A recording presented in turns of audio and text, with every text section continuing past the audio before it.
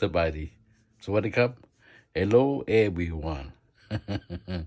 วันมื้อนี้เฮ็ดหยังกินนี่ มื้อนี้เฮ็ดสเปเชียลขัวมีแบบ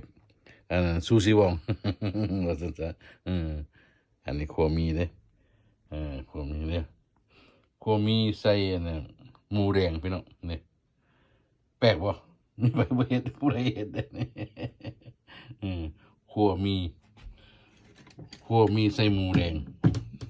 บ่แม่นธรรมดาขัวธรรมดาเขาจะว่าขัวหมูแดงอันน่ะหมูแดงนี่เขา อยู่เมืองไทยเขาเอิ้นข้าวหมูแดง อันนี้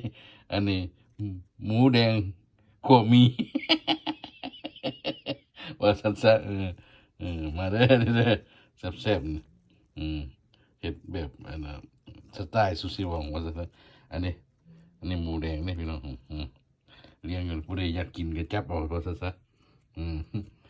เฮ็ดให้พี่น้องกินให้หมู่ให้ครูกินว่าซั่นซะได้บุญพร้อม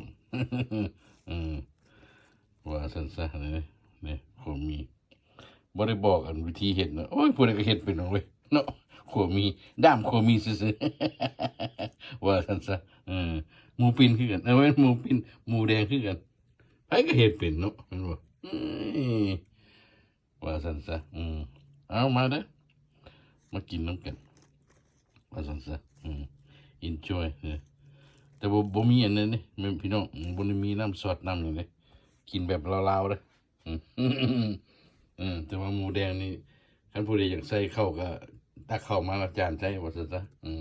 แล้วแต่ว่าซะ เอาที่ใจมัก แต่ว่าเฮ็ดให้ได้นี่เฮ็ดให้ได้แซ่บๆนี่แหละแซ่บๆว่าซั่นซะ บ๊ายบาย